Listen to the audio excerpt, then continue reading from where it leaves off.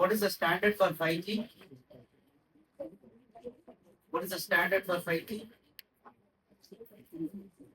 ITU proposes the telecommunication part, but standard for 5G is IMT 2020. Correct? So IMT is your International Mobile Telecommunication. 2020 is the year which is established.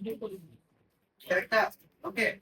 The second part is, then we have seen two frequencies. Okay, one is operating at FR1, another one is, these two are additional frequencies. Another one is operating at FR2. Correct? So mostly the 5G is operating only on FR2 frequency range. Okay, no, this is especially for millimeter waves. Correct? And the third important part is, you have different sub frequencies that we have discussed in unit 1. Okay. In unit 2, we are going to see deeply about what is 5G. Okay. Why we are going for 5G? What is the 5G network architecture? And what are all the technology advancement which is used in 5G to enhance the data rate and also reduce the latency. Correct? First topic which deals with 5G enablers. Okay. So the 5G enablers, we have 4 techniques. First technology is end-to-end delivery. Second is your mobile edge computing. And the most important part is your control plane and user plane separation. This plays a major part in your 5G core architecture. So whenever we are going to see 5G core architecture in detail, this control plane and user plane comes into the picture. Okay. And fourth is your multi-access connectivity. Right. So the first one we are going to see about end-to-end delivery. Okay. So this is hard to draw it in board, so that what I have done is, for this I'm just doing notes. Okay. And for this picture we are referring to what here. Okay, so totally we have 4 technologies. The first technology is end-to-end delivery. Okay, so before going to that, okay, you should know what is networking, because networking plays a major part in 5G technology. Okay, about no people, I think you people have studied something about networking, CSE people, right? That 7 OSI layers. Yes, sir. Physical layer starting from data link, physical data link, network, transport, session, presentation, and finally your application. So if you want to send one packet from source to destination, it has to follow all these processes and so this happened both in the user side and also the destination side. Say for an example, I told you right, you have 7 layers. That so starting from physical, your data link, network, then transport, session, presentation, application. Okay, so this is at user side. Okay, and receiver side also same.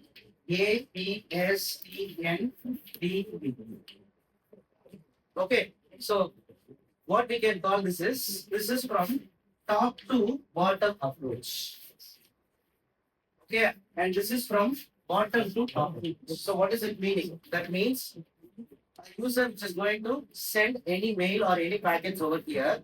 Okay, so first it will start with the application. Okay, say for an example, you are going to type some messages in a mail and you are going to draft it and you are going to compose, send over the internet. So how this follows is, so it starts with application layer, then it moves to the presentation, moves to the session, transport, network, then data link, physical link. So physical layer is nothing but by establishing a physical connection between the source and destination. So each and every layer will have different functions. Okay, so these functions can perform how the packets should be scrutinized when we send from user to destination. Okay, suppose you have some packet of data, that data which is present in the application layer. Okay, so it will go to this presentation and finally it reaches the physical layer. So each and every layer will have different functions, okay, to scrutinize your data, to protect your data. Right? So data is nothing but whatever you are giving information that will be converted to ones and zeros when it comes to the system. Correct? So say that will goes from here, from bottom to top. Correct? Right. So say for this example, I have started now. Why I am starting this is because if you want to transmit a packet from source to destination, this has to be followed. Okay, right. So now comes to this end-to-end delivery. This physical infrastructure consists of 3 sites and 3-layer data center. Okay, so see here, this is end-to-end network slicing, and this is your base station. This 5NR, this 5G, GNB. Okay, this we can call it as G node B. G node B means which defines 5G network. 5G network base station. Okay, if it is E node B, it will define 4G network. Okay, G node, E node. Okay, so if you go for any research paper, you can take, okay, they will mention that base station as E node B means, so you can automatically understand this base station, which is especially for your 4G network. So if it is mentioned as G node B, you can automatically understand that this is 5G network. This we are going to see practically in the lab session. On the lab session, so okay, whenever we have time, okay, that time I'll just bring you people go to that 5G use case lab. I'll show you the base station server. Okay, so this we can call it as 5G G node. Okay, and next is your edge DC, local DC, central DC. Okay, so suppose you want to send any packets or data from the base station to the core network, it has to follow these process. Right? So likewise, we are going to transfer packets from this source to destination. We are following in the OSI layer. Okay, when we are going to send a signal, okay, that has to starts from base station. It will goes to the edge DC. DC is nothing but your data center, and next is local data center, central data center. Okay, so here you can see that the bottom is your central office, and the second layer is your local DC, and your first is your regional DC. So regional DC is nothing but your HDC. Okay, so now what happened is I'm going to start transmitting your signal. Okay, where I'm going to start from the base station. The base station which is considered here as G node B. So if it is G node B means G node B NR means it is the base station which is especially designed for 5G network. Okay, then this moves to the edge data center. Okay, then from this it goes to local, and this local reaches the central DC. So the central DC will have a core architecture. So the next session, theory session, we are going to study detailly about what is present inside the core, how the 5G works inside the core. Okay, so now we are seeing simply how the data is or your signal is transferred from this base station to the core. Okay, so this is nothing but your servers. This HDC and this local DC, central DC, these are all the servers. Okay, but the central core server, which is this core C. Anyhow, I'll show this in 5G use case lab. Okay, so you are going to see what you are going to see practically there is your 5G. Okay, that is your base station G node B and this core network. Okay, then between these data centers, you don't have here because we are sending directly from this base station to the core network. If you want to send over a longer distance, you need this HDC and local data centers. Correct? So if you want, if these both are in the line of sight, we won't need any data centers to be there. Correct? Right. Now, how these are all interfaced by using transport network.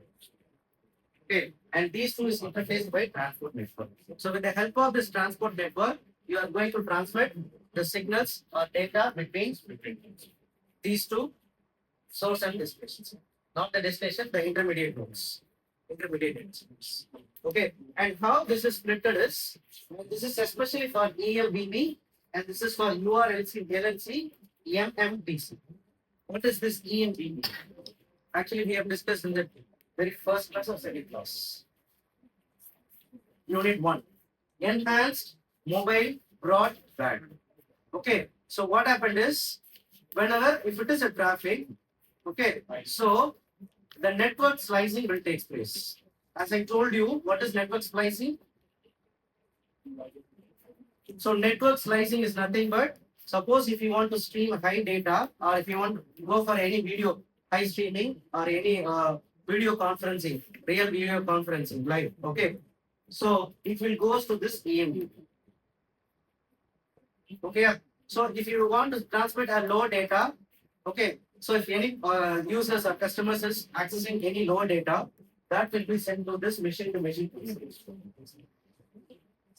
Okay, and this URLC is ultra reliable low latency communication.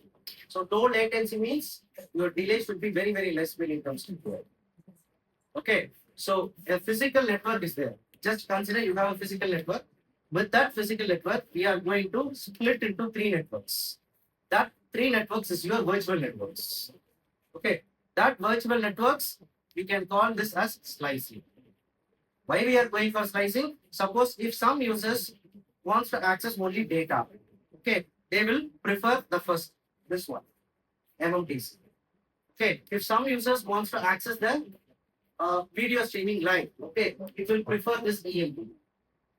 Okay, so what is network slicing is a simple network, physical network, which is classified into several networks based on the user needs. Okay, so for an example, I'm giving this. This is used for EMBB purpose, this is used for LS purpose, and this is used for MMTC, that is machine to machine communication. Okay, so next class we'll see that what is inside this G of B, what is inside this core network. Okay, because you have to understand what is inside this core network, then only you can know what is happening inside that network. Okay, so anyhow, we'll compare with 4G also. So what is the 4G architecture and what is the 5G architecture? When we compare these two, so we can come to a conclusion. So 5G works better with this architecture. Right? Okay, so this is first one, end-to-end network slicing. Right? Next, come to this edge computing. Okay, so edge computing is nothing but, say for an example, if someone is doing a project or you have a remote monitoring system, correct? A pressure pipe will be there. Okay, so a centralized switch will be here. Okay, so this is the pipe and this is the switch. What I'm going to do, I'm going to install sensor over here to monitor, okay, whether the pipe works fine or not. Okay, so what happened? If any fault occurs in this pipe, okay, so what will happen?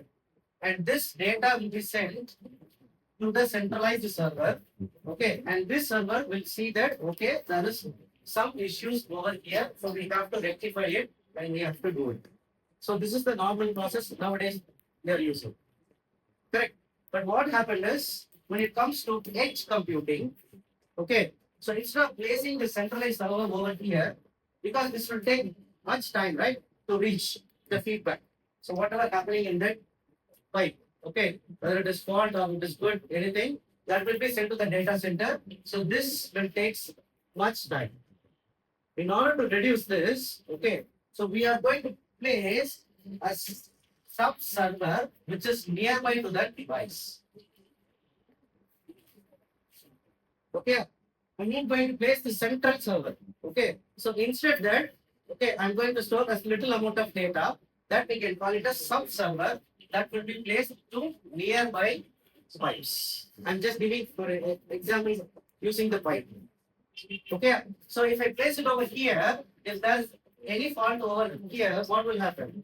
Immediately the message will be sent directly to the server and this will be given to the remote application so that it can be rectified very quickly. Correct? So what is the meaning of edge computing is we are going to place this at the edges. Edges means what? Close.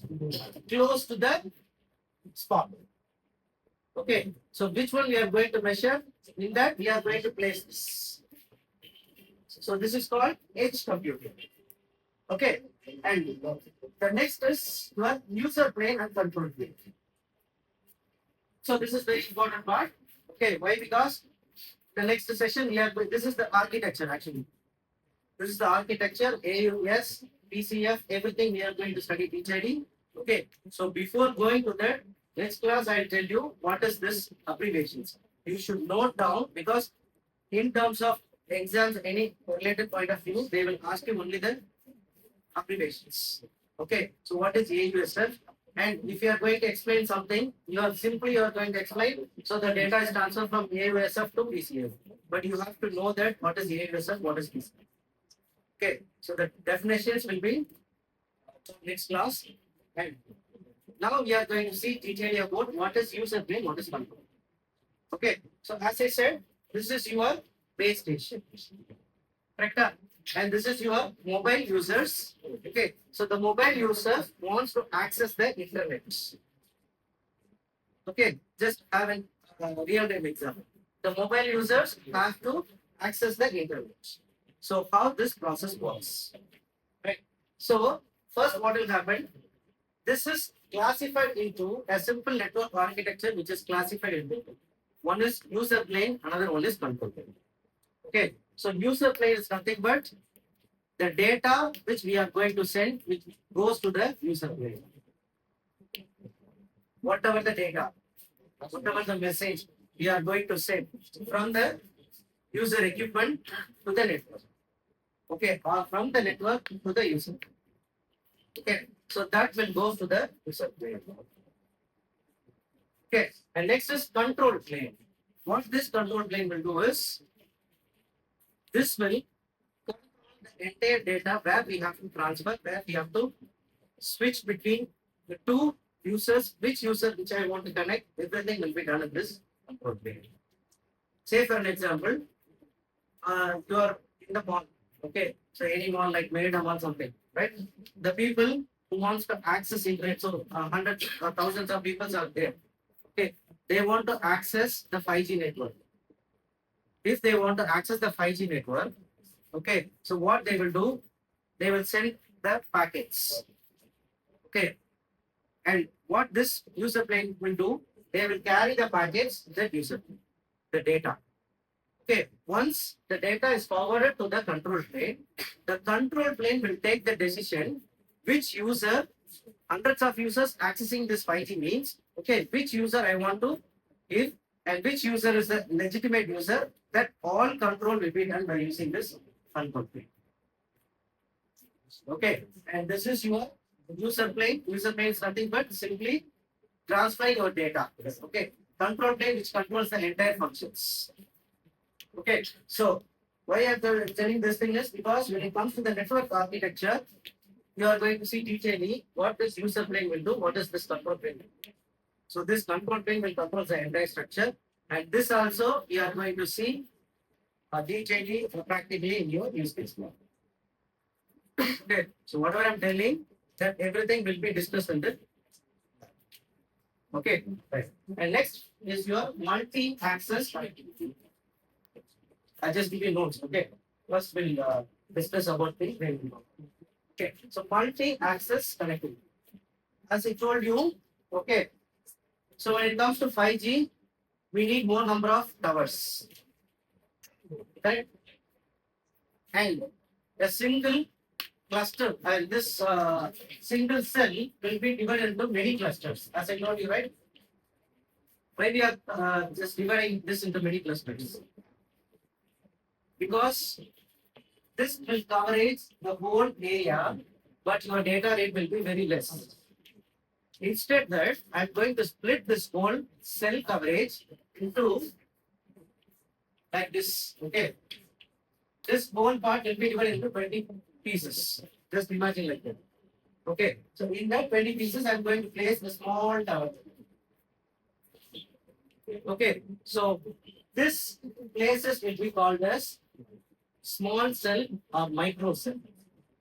This is your macro cell. This is your macro cell. Okay, so I'm going to split into, and this should be also in Excel shape only. Okay, but I'm not drawing exactly like Excel shape. Okay, and this is one small cell, second small cell, third cell, like this. So one macro cell which is divided into several smaller cells or micro cells. Okay, so each micro cell will have a small tower or base station in order to provide a much experienced data range. So that I told you in the first class itself, right? So this is very cost effective because more number of towers base station has to be installed when it comes to 5G. Right? So that is what we have discussed here. Okay. This is the communication via satellite. Okay. And this is your macro cell. So macro cell means your coverage area is more. Correct. And this is your femto cell. So femto cell means 10 to the power femto. Pico 15. 15. Femto is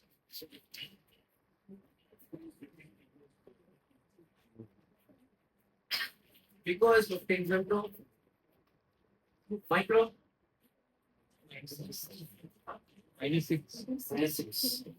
Femto 12. I hope so. Just check. Pico 12.